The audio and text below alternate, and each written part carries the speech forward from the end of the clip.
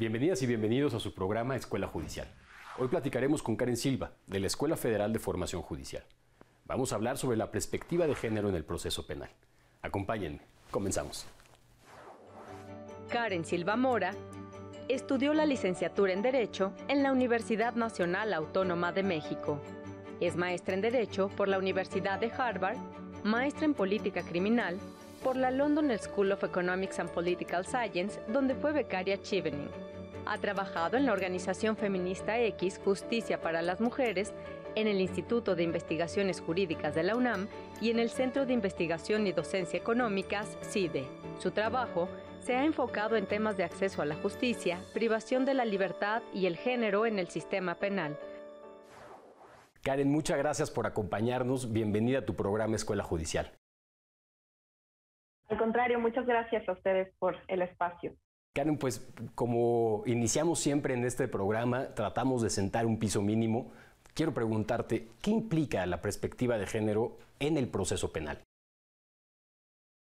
Pues lo que yo te diría es, principalmente implica reconocer los impactos diferenciados que tiene el proceso penal y el sistema penal en las mujeres, ¿no? Si bien las mujeres conforman un grupo mínimo dentro del total o del grueso de personas que se enfrentan al sistema penal o que terminan encarceladas, las mujeres viven la experiencia del sistema penal de formas distintas y los impactos son desproporcionados.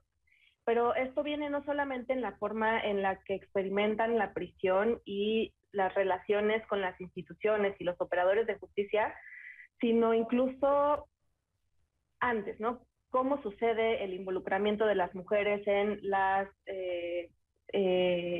los delitos, ¿no? O en las redes o grupos criminales. Si observamos información estadística, la mayoría de las mujeres que están en prisión se encuentran ahí por delitos relacionados con grupos de crimen organizado. No necesariamente siempre delitos de drogas, pero sí puede ser delitos de secuestro, por ejemplo, delitos en los que regularmente hay estructuras más grandes de delincuencia, por así decirlo. Entonces, lo que la perspectiva de género implica en esto es como ver más allá de la conducta y el delito en sí mismo, es por qué las mujeres se involucran en este tipo de conductas, de hechos, ¿no? En esta definición de implicación, Karen, ¿cuál considerarías entonces que es la relevancia de la perspectiva de género en el proceso penal? Pues precisamente el reconocer estos impactos diferenciados que tiene el sistema penal en las mujeres, ¿no? Las mujeres, regularmente quienes se enfrentan al sistema penal son mujeres que se encuentran en condiciones de vulnerabilidad, mujeres que se encuentran precarizadas, mujeres indígenas, y que se encontraban en condiciones de relaciones desiguales de poder frente ya sea a sus parejas o por la misma situación de precarización económica, las colocaban en un espacio de vulnerabilidad y de desigualdad frente a otras personas, y una vez que se enfrentan al sistema penal también atraviesan otro tipo de desigualdades y discriminaciones y violencias muy particulares a su género. Violencia sexual por parte de los cuerpos de seguridad que las detienen, regularmente son abandonadas por sus familias, algo que no sucede en el caso de los hombres. Entonces rompen sus lazos familiares. El tema de la maternidad también, cuando hay involucradas cuestiones de maternidad, pierden lazos con sus hijos.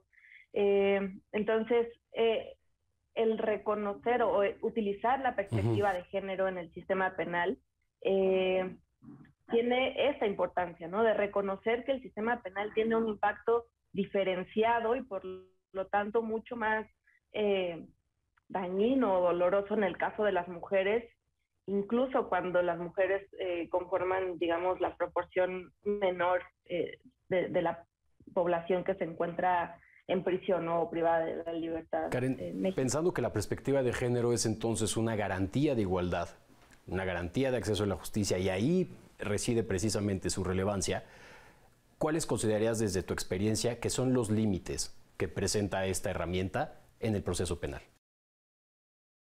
Pues claro que principalmente el principio de legalidad es el límite, Claro.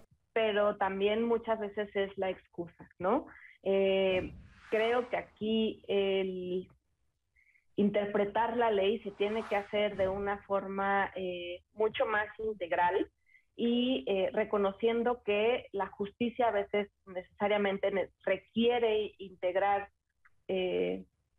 una interpretación más amplia que valore el contexto, los hechos con cierta perspectiva que deje no solamente, digamos, al juez decir como esto es lo que dice la ley, se cumplen las premisas y por lo tanto, pues dicta una sentencia tan fuerte como lo dictaría en una situación normal, si así lo podríamos llamar. Diríamos, ¿no? Entonces que los alcances en contraposición a los límites serían precisamente la posibilidad de hacer más justo al sistema jurídico y más justo al sistema de impartición de justicia, aunque a veces pudiera resultar redundante. ¿Dirías que sí o más bien quedaría corta? Sí, totalmente. De acuerdo. Totalmente. La perspectiva de género en el sistema penal es una herramienta de acceso a la justicia en condiciones de igualdad, definitivamente. Karen, permíteme quedarme con esto. Vamos a una pausa. A nuestra audiencia, por favor, no se desconecten. Apenas comenzamos y estamos viendo Escuela Judicial. Muchas gracias.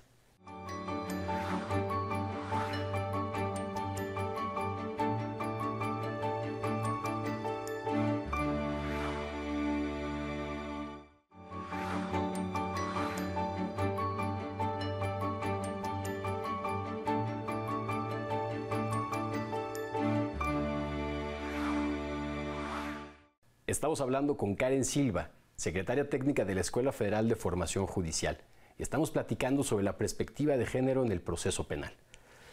Karen, hace unos momentos decías, que precisamente la perspectiva de género es una garantía de igualdad. Te quisiera preguntar, de manera muy breve también en tu experiencia, ¿realmente podría haber una administración de justicia en los alcances que la propia Constitución define, delinea, sin una perspectiva de género? Pues yo creo que la palabra clave es si puede, claro. ¿no? De que puede porque existe y es lo que tenemos ahora, pero más bien la pregunta sería si debería, ¿no? Una de las razones por las cuales tenemos un sistema de justicia profundamente injusto con las mujeres es porque no se aplica la perspectiva de género. De acuerdo. Y más bien mi respuesta sería, debe de existir la perspectiva de género siempre que una mujer se enfrente al sistema de justicia penal. Y pues en los casos en los que no se hace, pues también se está incumpliendo no solo con lo que dicta la Constitución y se está rompiendo con el principio de igualdad y con el derecho de acceso a la justicia, sino también con los principios de derechos humanos, pues tanto de la jurisprudencia interamericana como internacional. Entonces, que más bien debe existir la perspectiva de género, tiene que ser un eje central en la forma en la que se imparte, procura e imparte justicia en México. ¿Cuáles son los retos? Platicábamos hace un momento los límites, ¿no? Principalmente el principio de legalidad, ¿no? El diseño propio de la legislación, probablemente una legislación con la obligación previa de haber incorporado perspectiva de género podría garantizar en mayor medida esta perspectiva de género en el proceso penal. Sin embargo, hoy en día, como tenemos las condiciones también de un sistema jurídico, ¿cuáles consideras que son los principales retos a los que se debe de enfrentar un órgano jurisdiccional al poder analizar un delito precisamente desde la perspectiva de género? Creo que los mayores retos, además del diseño mismo de las leyes, ¿no? Claro. Y del discurso y pensamiento punitivo y de tratar de resolver todo a través del aparato penal, es un aspecto que va mucho más allá de lo legal y que creo que tiene que ver con lo cultural. El mayor reto al que nos enfrentamos, no solo en los poderes judiciales, sino en general como países, el machismo arraigado que existe en los operadores, ¿no? Y no necesariamente tiene que venir de los jueces, quizá tengamos jueces que tienen una visión mucho más igualitaria, mucho más con esa perspectiva de género, pero también muchas veces viene desde los operadores que tienen desde antes, ¿no? El Ministerio Público, las fiscalías que construyen los casos o las pruebas no las construyen o no las adquieren con esta perspectiva de género. Sobre este punto, permíteme hacer dos preguntas diferentes. La primera es, estos retos que estamos platicando, ¿consideras que son los mismos para las personas, o sea, cuando son víctimas, que cuando son inculpadas o acusadas? Y la segunda pregunta que te haría sobre este mismo sentido es, ¿cuáles consideras que son las implicaciones de una integración, de una investigación que no incorporó perspectiva de género, implicaciones obviamente para la administración de justicia? Estas serían esas dos preguntas. Por un lado, respecto a los retos, si bien el reto cultural el machismo que se encuentra tan profundamente arraigado en los operadores del sistema de justicia es el mismo, pero en el caso de las mujeres que se enfrentan al sistema penal como acusadas, como inculpadas, sí creo que es distinto, ¿no? Cada vez hay una mayor presión para que del lado de las víctimas por lo menos sí haya una construcción mucho más detallada o mucho más encaminada a pues a que se esclarezca la verdad de los hechos.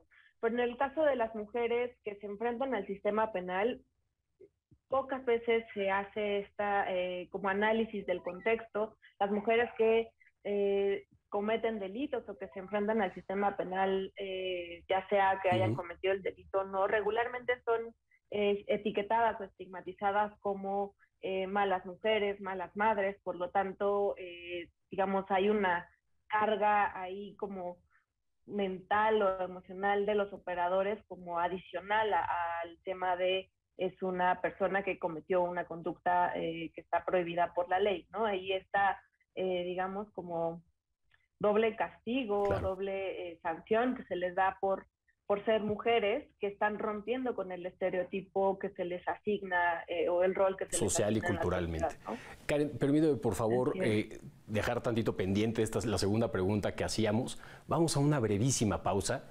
Por favor, acompáñame a conocer esta recomendación bibliográfica que seguirá incrementando tu gusto por el conocimiento jurídico. Estás viendo Escuela Judicial. Continuamos. Conoce cuál es la importancia de la participación ciudadana como mecanismo de observación de las condiciones migratorias en México, en la obra Detención sin excepción, 15 años de monitoreo de la situación de los derechos de las personas privadas de su libertad en estaciones migratorias de México. Aquí encontrarás cifras sobre detención y expulsión de extranjeros del año 2000 al 2015. En este libro, la Organización Sin Fronteras expone las realidades y experiencias migratorias en el contexto actual. ¿Cuáles han sido los logros de la sociedad civil en esta materia? Presenta un recuento histórico de las alianzas estratégicas que han sido realizadas para la protección de los derechos de los migrantes y plantea ejercicios de buenas prácticas en las alternativas de detención. Consulta esta obra. Está disponible en la Biblioteca Felipe Tena Ramírez de la Escuela Federal de Formación Judicial.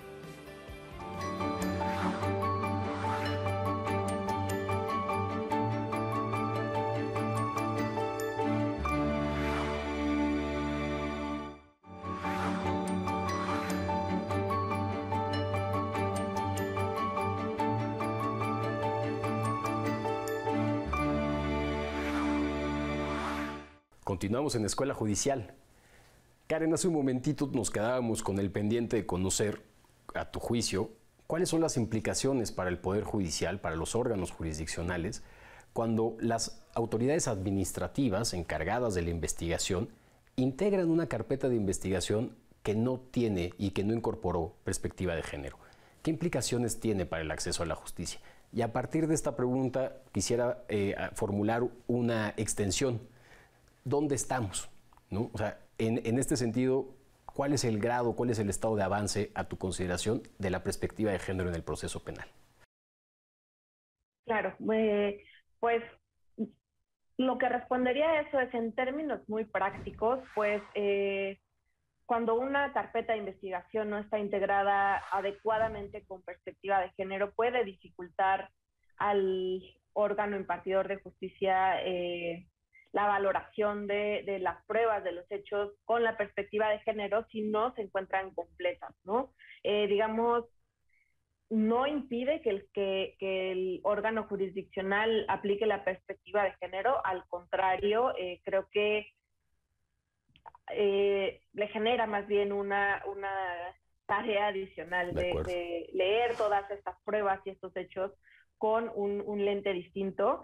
Y en términos prácticos, procesales, pues sí implica que se tenga que reponer los procesos, porque justamente la perspectiva de género implica que todas las pruebas que se recaben, los hechos y la valoración que se haga de ellos, se hagan con esta perspectiva. Entonces, si no se construyó la carpeta de investigación con las herramientas y criterios adecuados, pues los jueces tienen que intervenir ahí para que efectivamente haya un acceso a la justicia en condiciones de igualdad.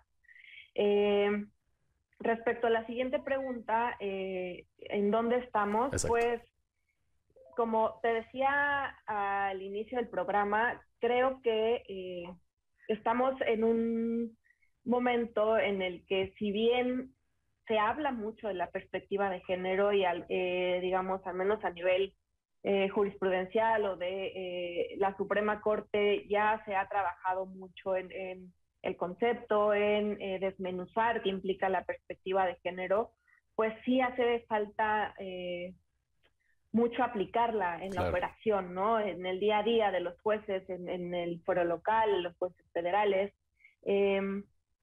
Entonces, pues creo que el mayor reto es justamente hacer, creo que la parte cultural es una de las cuestiones más difíciles, pero por otro lado creo que el hecho de que se estén trabajando estos instrumentos desde la Suprema Corte, que se empiece a generar jurisprudencia y que estos criterios sean obligatorios para los jueces, pues va a hacer que poco a poco vayamos avanzando en ese camino, ¿no? de la perspectiva de género. ¿No te parece además que es muy interesante, Karen, esta manera en la que de alguna forma en un inicio los tribunales constitucionales, las autoridades en general estatales, me quedo con los tribunales constitucionales, pues eran la estructura de sostén precisamente de los movimientos sociales para poder hacer estas transformaciones normativas, transformaciones en la interpretación normativa? Considero, y quisiera conocer tu opinión, que actualmente esta carga se está revirtiendo. La estructura de sostén es precisamente, viene por parte de la sociedad civil, viene por parte del activismo. No podemos desconocer también que estas decisiones judiciales se toman en un contexto social y político de un activismo muy intenso. A tu juicio, ¿esto ha beneficiado, se ha incorporado en la decisión judicial? Sí, totalmente. Creo que mucho del avance y del terreno que hay ganado en materia de perspectiva de género tiene mucho que ver con el trabajo que se hace desde sociedad civil a través del litigio estratégico, sobre todo, ¿no? Conozco de casos que han llegado a la Corte por mujeres privadas de la libertad a quienes no se les aplicó perspectiva de género, y creo que, digamos, estos pequeños pasitos que son empujados desde la sociedad civil son los que hacen que haya un cambio en el sistema poco a poco, y que, bueno, que de la mano de los tribunales constitucionales, pues hacen que la política pública en general, o la política judicial, pues también vaya como virando hacia cierto hacia cierto lado, ¿no? En ese sentido, en la Escuela Federal de Formación Judicial hemos puesto el énfasis precisamente en capacitar, en profesionalizar en materia de perspectiva de género con la finalidad de poder hacer esta transformación cultural. Karen, tu aportación ayuda precisamente a este objetivo, a esta empresa. Por lo tanto, quiero agradecerte infinitamente que nos hayas acompañado, que nos hayas dado un poco de tu tiempo y sobre todo que compartas con nosotros y con nuestro auditorio tus conocimientos y tus experiencias. Al contrario, para mí es un gusto siempre hablar de estos temas que me parecen muy relevantes hoy para el acceso a la justicia. Muchas gracias. Al contrario, maestra Karen Silva Mora, secretaria técnica en la Escuela Federal de Formación Judicial. A nuestro auditorio, muchas gracias por seguirnos. Les dejamos una dosis de nuestra cultura. Esto fue Escuela Judicial. Hasta la próxima. Les saludo desde la Casa Rivas Mercado para invitarles a ampliar sus territorios de placer. En esta ocasión, a través de la obra de Antonieta Rivas Mercado. Vamos a conocerla. María Antonieta Valeria Rivas Mercado tuvo un papel crucial en la vida cultural de México durante la posrevolución. Cuando muere su padre, le deja una enorme fortuna que utilizó para apoyar a los artistas del grupo de los contemporáneos, quienes se resistieron al discurso oficial, como Javier Villaurrutia, José Gorostiza, entre otros como Salvador Novo, con quien concibió el Teatro Ulises como una renovación del teatro en México. Gracias a ese proyecto, hoy podemos hablar de una Escuela Nacional de Teatro. Antonieta fundó y financió la Orquesta Sinfónica Mexicana, que tuvo como director al compositor Carlos Chávez. De igual manera, abrió la editorial Ulises, la primera editorial mexicana que publicó a artistas traducidos al español, un proyecto muy ambicioso para incorporar la literatura mexicana a la tradición universal. Andrés Enestrosa reconoció que gracias a Antonieta Rivas Mercado su texto fue traducido del zapoteco. Fue el primer libro que sacó editorial Ulises y fue también el primer indígena en ser traducido al español. La labor de Antonieta Rivas Mercado fue clave en la modernización de la cultura en México. Patrocinó la campaña presidencial de José Vasconcelos, pensando que la cultura y el arte serían los nuevos modelos de la educación pública. Era una mujer tímida que estaba convencida que la cultura era la única vía de salvación de la mujer. Su trabajo como escritora es muy destacado, sobre todo aquellos textos en los que realiza una reivindicación de las mujeres. La historia cuenta que a pesar de haberse casado y haber tenido un hijo, no estaba convencida del matrimonio. Cargó con el estigma de ser una mujer divorciada. Fue tachada de mujer insoluta e irreverente por convivir con homosexuales e intelectuales que estaban en la vida bohemia. Finalmente se va de México a París, donde decidió quitarse la vida. Hasta aquí nuestro recorrido por la vida de Antonieta Rivas Mercado, una mujer fundamental para la cultura de nuestro país.